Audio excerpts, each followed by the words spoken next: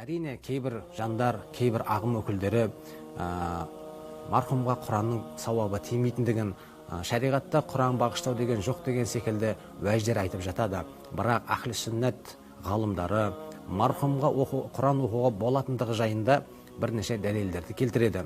Біріншіден, пайғамбар саллаллаху алейхи уассалам хадисіне келеді: Құран оқыңдар, Құранның әрбір әріпі үшін Алла тағала 10 сауап береді дейді.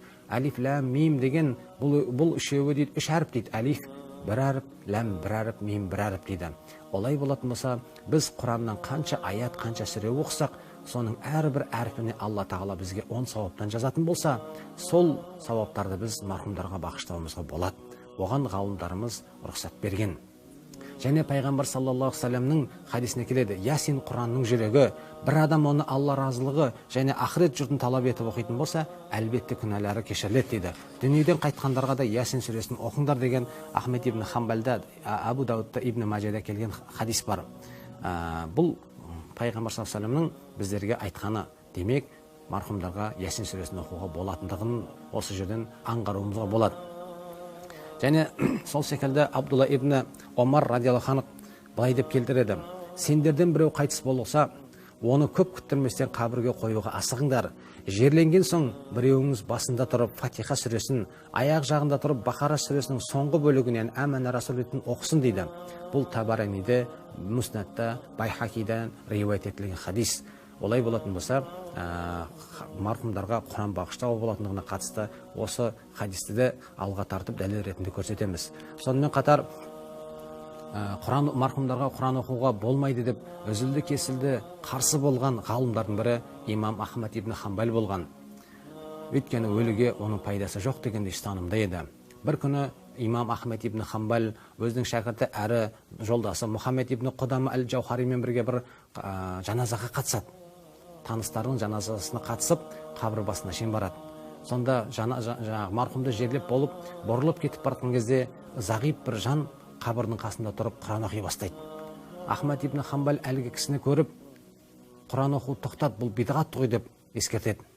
Сонда Мұхаммед ибн Құдама әл-Джаухари Ахмад ибн Хамбалға сәл шеткерек шығып айтады ғой: сізге бір нәрсе сұрауыма бола ма дейді. Иә дейді. Сонда Мұхаммед ибн Құдама былай дейді ғой: сіз дейді Мубашир ибн Исмаил әл-Халаби жайында не айтасыз дейді ғой. Сонда Ахмад ибн Хамбал айтады: иә, ол сиқа дейді. Сиқа дегеніміз хадис риуаят етудегі өте сенімді адам деген ұғымды білдіреді ғой. Мұхаммед ибн Құдама айтады ғой: олай болса, мен сол кісіден дейді мынандай бір хадисті естідім, соны сізге айтайын дейді ғой. Аля ибн әл-Ләджләж дейтін сахаба дейді. Сахабалардан болған әкесі Ләджләждің дейді өлер алдында өзіне былай деп өсиет еткенін айтады дейді. Яғни Аля ибн әл-Ләджләж дейтін адам өзінің сахаба болған әкесі Ләджләждің соңғы сәтінде баласына былай деп өсиет айтқан екен: ей балам, мен өлген кезде қабірге қой. Мені қабірге қойған кезде бисмиллахи ва аля миллати расулиллах деп үстіме топырақ салып тегісте. Бас жағымда тұрып Бақара сүресінің басын және соңғы жағын оқы. Күмәнсіз мен Алла елшісінің осылай айтқан естідім. Екінші бір риуаятын айтады: Абдулла ибн Омардың осылай деген естідім дейді. Табари мен Байхақиде Сунан әл-Күбрада жеткен хадис. Бұны естіген Ахмад ибн Хамбал әлгі зағип кісіні іздейді: ей, жаңа Құран оқып жатқан қайда еді дейді. Сөйтеді, ары қарай Құран оқуыңды жалғастыра бер деп Ахмад ибн Хамбал өзінің алғашқы пікірінен қайтады. Және де Мұхаммед ибн Құдама Ахмад ибн Хамбалдың кейінірек мына айтқан сөзін келтіреді: зиратқа барған кезде аятыл курси және 3 рет Ихлас сүресін оқып былай деп дұға етіңдер: Аллахым оның сауабын мына қабір ахліне жеткіз деп дұға етіңдер дейді. Бұл Ахмад ибн Хамбалдың сөзі. Және де Ханафи мазхабында да, Шафи мазхабында, Малики мазхабында да ғалымдардың барлығы дерлік марқұмдарға Құран оқып сауабын бағыштауға болатындығын жеткізеді. Өйткені жақсылық атаулының, дұғаның, садақаның, басқа да жақсылық істің барлығының сауабы марқұмға жететін болса, оқылған Құранның да сауабы марқұмға жететіндігі, марқұмға сауабы тиетіндігін бір ауыздан қабыл еткен. Имам Науави былай дейді: асхабымыз былай деді: қабірді зиярат еткен кісі алдымен қабірлерге сәлем беру тиіс. Содан кейін зиярат еткен адамына әрі барлық мұсылмандарға дұға етуі және Құраннан оңай келген жерін оқып артынан мархумдарға дұға ету мұстахаб.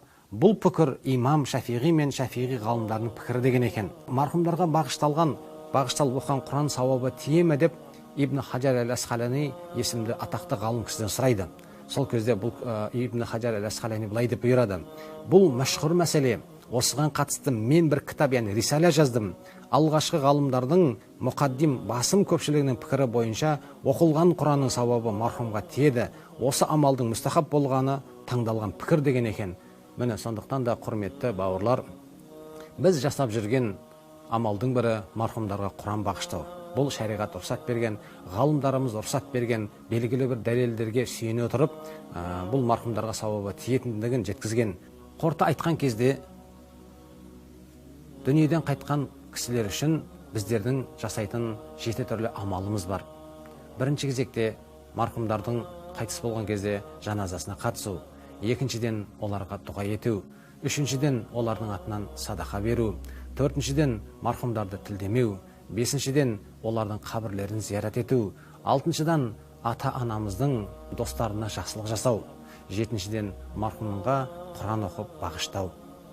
Құрметті бауырлар, өліге құрмет дегеніміз шектен тыс кетіп, шариғат рұқсат бермеген амалдарды жасау деген сөз емес.